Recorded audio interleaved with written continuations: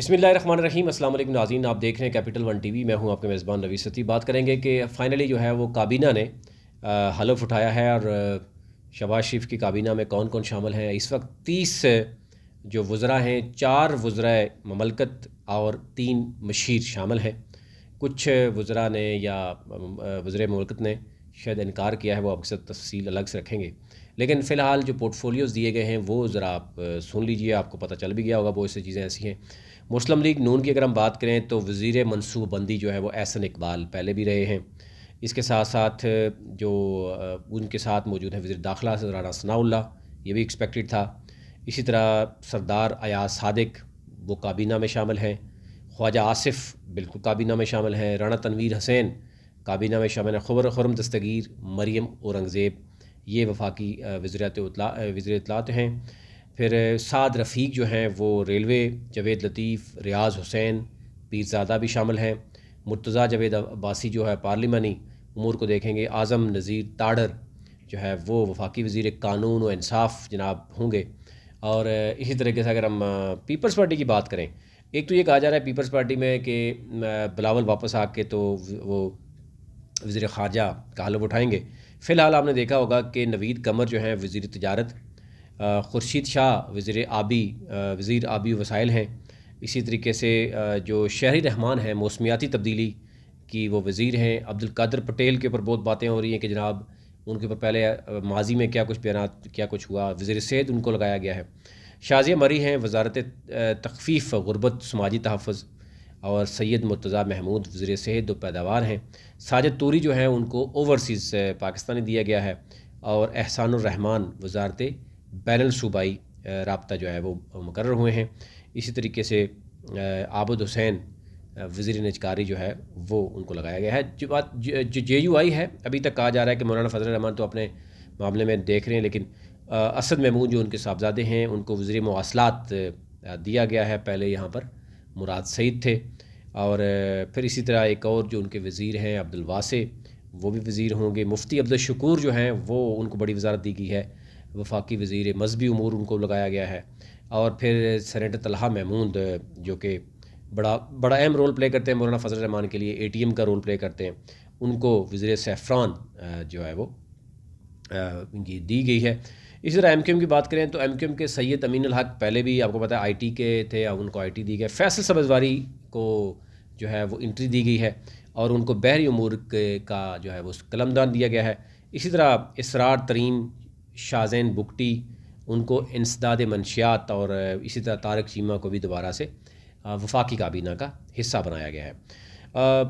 عائشہ گوش پاشا جو ہیں وہ ہینا ربانی وزیر مملکت ہیں خارجہ امور کی۔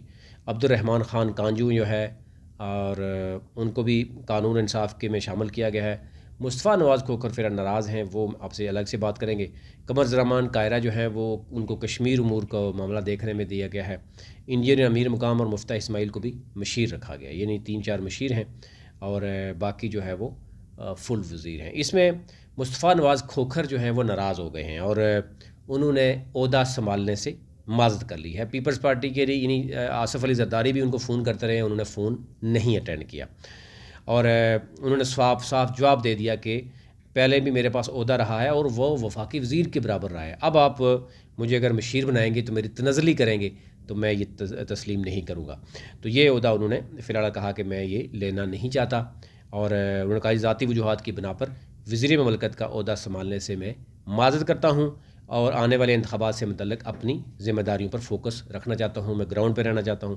لیکن جو بتایا جا رہا ہے کہ وہ ناراض ہو گئے ہیں، اور ایون شریک چیئرمین جو پارٹی کے ہیں آصف علی زرداری انہوں نے رابطہ بھی کیا، لیکن مصطفیٰ نواز کھوکھر نے ان کو بھی جواب دیا کہ وزیر مملکت کا عہدہ لے کر جو ہے وہ اپنی تنزلی نہیں کروا سکتا۔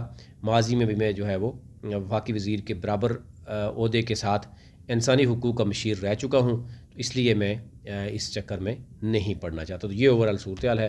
اب ذرا دیکھنا ہوگا کہ کیا اس میں صورتحال سامنے آئے گی، لیکن کچھ چیزیں ایسی بھی ہیں جو گمبھیر صورتحال اختیار کہا جا رہا ہے کی ہے۔ یعنی ایک تو یہ ہے کہ ابھی تک صدر جو ہے وہ آپ نے دیکھا ہوگا کہ وہ بیمار ہیں یا انہوں نے انکار کیا، پھر اس کے بعد چیئرمین سینٹ نے یہ حلف لیے، اب اس پہ بھی تنقید ہو رہی ہے. پھر اسی طرح اگر ہم پنجاب کی بات کریں وہاں پر بھی حمزہ شہباز جو ہے وہ کورٹ میں چلے گئے ہیں کہ جناب ان سے حلف نہیں لیا جا رہا.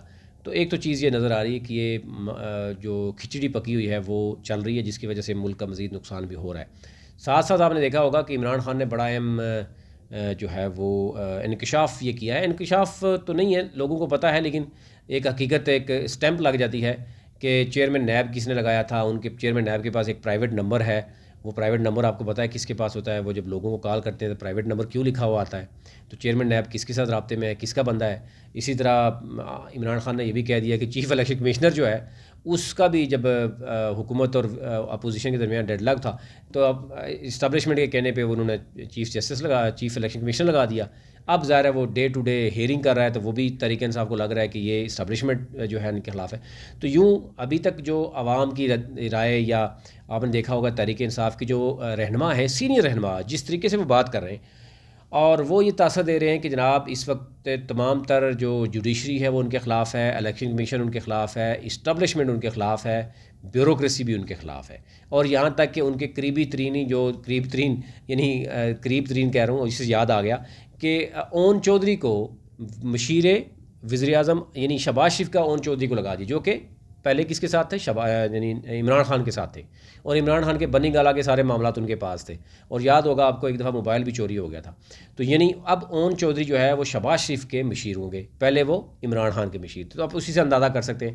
جہانگیر خان ترین کو یعنی وفاقی جو حکومت ہے وہ ایک اہم ترین ذمہ داری سونپنے جا رہی ہے. جہانگیر ترین کو بھی اسلام آباد میں بٹھایا جائے گا اور یہ میسج دیا جائے گا عمران خان کی کابینہ کو یا عمران خان کے ان لوگوں کو جنہوں نے عمران خان سے دور کیا. یعنی پھر علیم خان کو بھی کہا جا رہا ہے کہ بڑی اہم ذمہ داری جو ہے وہ پنجاب میں دی جائے گی. تو یہ شو کیا جائے گا, ان کو 6 ماہ ملے یا سال ملے تو ڈیفینیٹلی یہ اپنا کام جو بھی ہے وہ بخوبی طریقے سے کریں گے. اور دوسری طرف آپ نے دیکھ بھی لیا کہ اپوزیشن جو ہے وہ 14 پولیٹیکل پارٹیز کیا کرنا چاہیں گی, وہ انتخابی اصلاحات کیا لائیں گی, کیا کیا چیز ختم کریں گی, کیا چیز ہوگی.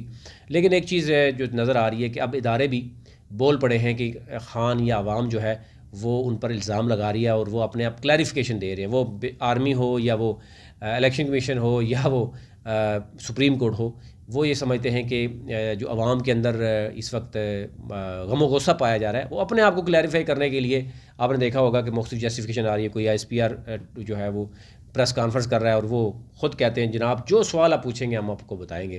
اسی طریقے سے آرمی چیف کی ملاقاتیں ہوتی ہیں ایکس سروس مین سے, اور سپریم کورٹ سے بھی آواز آتی ہے جناب چیف جسٹس کی کہ جی 15-20 ہزار بندے اٹھا کے باہر لے آتے ہیں اور ہمارے خلاف بولتے ہیں. الیکشن کمشنر کی طرف سے بھی بات آتی ہے کہ ہم جناب آئین و قانون. تو یہ اس وقت تاثر مل رہا ہے کہ پی ٹی آئی جو ہے یا عمران خان جو ہے اس کو کارنر کرنے کے لیے تمام جو اپوزیشن ہے اس کے ساتھ ساتھ تمام ادارے جو ہے وہ مل چکے ہیں.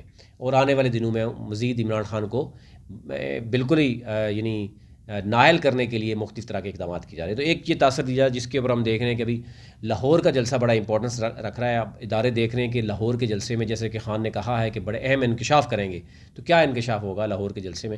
آپ نے دیکھا ہوگا جیسے نواز شریف کو نکالا تھا تو نواز شریف نے پھر جلسے شروع کر دیے تھے, اور یہ ہر پی ڈی ایم کے یا ہر نون لیگ کے جو جلسہ ہوتا تھا اس میں کہا جاتا ہے کہ نواز شریف آج انکشاف کریں گے. تو وہی صورتحال اس وقت آپ نے دیکھا ہوگا کہ پی ٹی آئی کی بھی اور عمران خان کی نظر آ رہی ہے. لیکن عمران خان کی تاریخ میں شاید کم اگزامپل ملتی ہے کہ عمران خان یعنی بنی گالا یا گھر بیٹھا ہوا ہے اور پوری دنیا میں جہاں جہاں پاکستانی تھے وہ عمران خان کے لیے نکلے ہیں اور آواز اٹھائی ہے. یہ کچھ اداروں کے لیے کچھ معاملات ہیں کہ وہ اس پر ڈیفینیٹلی پہلے وہ ایکسپیکٹ نہیں کر رہے تھے, اب وہ ایکسپیکٹ کر رہے ہیں کہ عوام اس طرح نکل آئی ہے. اور یہ تاریخ میں بہت کم دیکھنے میں نظر آیا.